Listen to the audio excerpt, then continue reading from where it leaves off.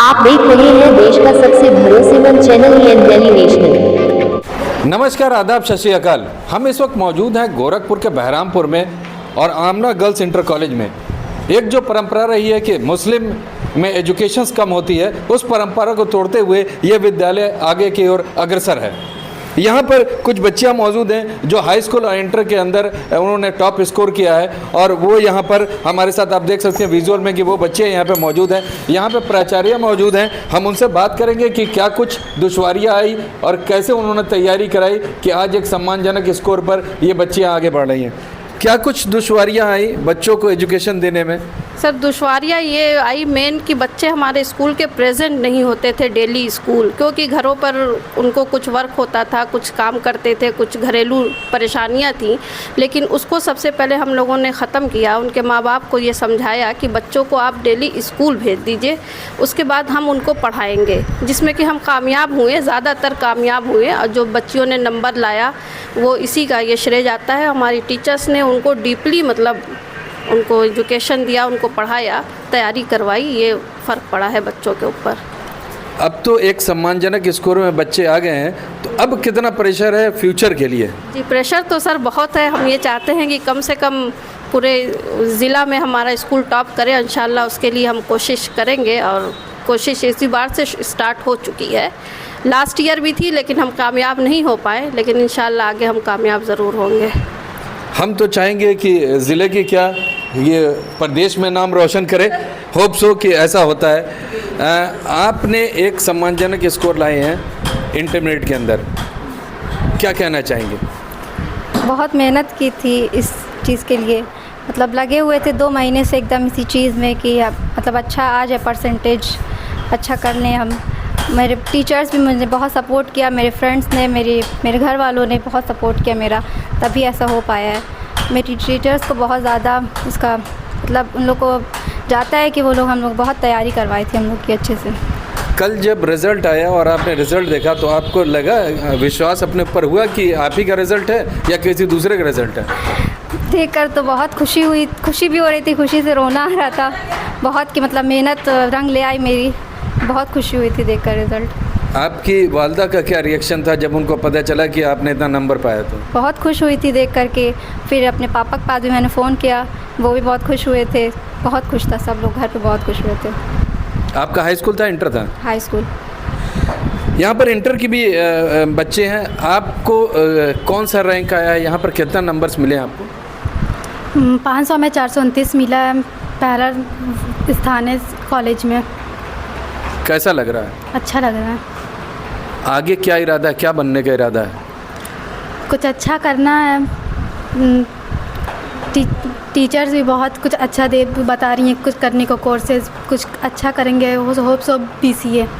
तो यहाँ तक तो इंटर तक की थी पढ़ाई, तो अब तो इसके बाद आपको दूसरी जगह जाना होगा, तो कुछ अपने फ्यूचर के बारे में सोचा है कि आगे चल के हम क्या बनेंगे?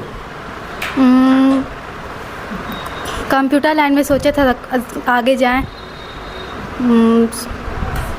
BCA करने का इरादा है। तो अभी यहाँ पर आपने तो इनिशियल लेवल पे कंप्यूटर कोर्सेज किया होगा ना? जी। तो उससे इंटर में कंप्यूटर रहा? जी था। उसमें नंबर अच्छे आए हैं? जी 96 आए हैं। बहुत अच्छे। तो यहाँ पर देखिए टीचर्स की भी मेहनत रंग ला रही है। वो जो एक मिथ है कि मुस्लिम्स ख़ास तौर से मुस्लिम इलाके के अंदर और मुस्लिम जो है परवरिश जहाँ होती है वहाँ पर एजुकेशन की बड़ी कमी होती है। आपने अभी कुछ दिनों पहले राजनीति में भी देखा होगा कि एक सीधा एक इल्ज़ाम लगा है मुस्लिमों के ऊपर कि पंचर बनाने वाले होते हैं, और जो ख़ास तौर से अगर बच्चियों की बात करें तो घर से बाहर निकलने नहीं दिया जाता है। लेकिन ये परंपरा कहीं ना कहीं टूटती हुई नज़र आ रही है। इनकी बेड़ियाँ जो घर की लगी हुई थी वो टूटती हुई नज़र आ रही है, और यहाँ पर आपको दिखाई दे रहा है कि बच्चियाँ एक स्कोर कर रही हैं, एक सम्मानजनक स्कोर पे आ रही हैं। आपको पता चले अगर गोरखपुर की बात करते हैं तो सरस्वती विद्या मंदिर की एक बच्ची है उम्मे कुलसिम, वो भी माइनॉरिटी से आती है, उसने जो है गोरखपुर के अंदर ज़िले के अंदर टॉप किया है। यहाँ पर इनके टीचर्स हैं, हम उनसे बात करते हैं, क्लास टीचर्स हैं, उनका क्या कहना है? कितनी दुश्वारियां आई हैं इन बच्चों को संवारने में, संभालने में? दुश्वारियाँ तो सपोर्ट सिस्टम होता है, जैसा कि हमारी प्रिंसिपल मैम ने कहा कि टीचर्स का रोल बहुत इम्पॉर्टेंट होता है। अगर आप इनसे कोरिलेट करेंगे तो ये आपसे कोरिलेट करेंगे, जब तक ये ओपन नहीं होंगे तब तक इनका डेवलपमेंट नहीं हो सकता है। तो ये जी सर बोलिए। मुस्लिम समाज में तो ये होता है कि बड़े बैकवर्ड हैं, दबे कुचले हैं, तो ये कहाँ से, No, sir, no. किस तरह से आपने इनको निखारा कि ये आ करके फ्रंट पर इंटरेक्शन करना शुरू किया? ओपनली इनसे जब तक, वही तो मैंने कहा, इनकी प्रॉब्लम्स शेयर करना, जब तक वही आप इनसे ओपन नहीं होंगे, ये अपनी बात शेयर नहीं करेंगे, इनको क्या सिलेबस में प्रॉब्लम है, क्या इनको समझ में नहीं आ रहा, क्या एक्सप्लेनेशन करना है, ये सब चीज़ें देखना पड़ता है ना sir, as a teaching field के अकॉर्डिंग। चलिए, बहुत अच्छी बात है और जैसे कि आपने सर कहा कि इनका ये था कि रोल था कि आपको रिजल्ट देखकर कैसा लगा, तो सर ये हम लोगों को ये माइंड में था कि यही टॉप आएंगे, हम लोग का ये था, क्योंकि इनकी पढ़ाई का जो पूरा रेशियो था 6 to 10, वो हम लोगों ने देखा है कि ये हमेशा इनका स्कोर या परसेंटेज हाई लेवल ही रहता है, तो हम लोग का ये श्योर था कि यही फर्स्ट आएंगे सर। चलिए, आप किस क्लास के टीचर हैं? सर 10th है। 12th वाली आप हैं? कौन है 12th वाली क्लास टीचर? कहाँ गई?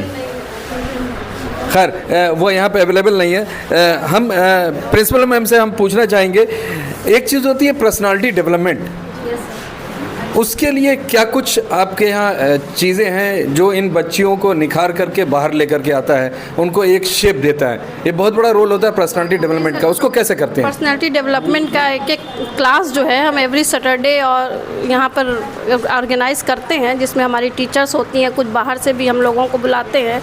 और मेन जो प्रेयर टाइम में, सुबह जो प्रेयर टाइम में बच्चों का जो भी डेवलपमेंट होता है, जो भी बच्चे अगर माइक के सामने खड़े होकर बोलते हैं तो उन सब चीज़ों का बच्चों पर बहुत ही असर पड़ता है।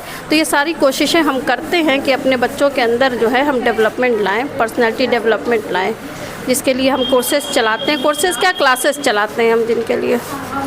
मैम, आप ये बताइए, यहाँ एक चीज़ होती है एक्स्ट्रा करिकुलम एक्टिविटीज़, जो हमको ज्ञात है और सूत्रों से हवाले से हमारे पास खबर जो आई है छन के, उसमें यह है कि आप लोग साल भर कोई ना कोई एक्टिविटी होती है, जैसे अर्थ डे पर एक एग्जीबिशन लगाना, साइंस एग्जीबिशन लगाना, आर्ट एंड क्राफ्ट एग्जीबिशन लगाना, इस तरह के प्रोग्राम्स लगातार चलते आ रहे हैं।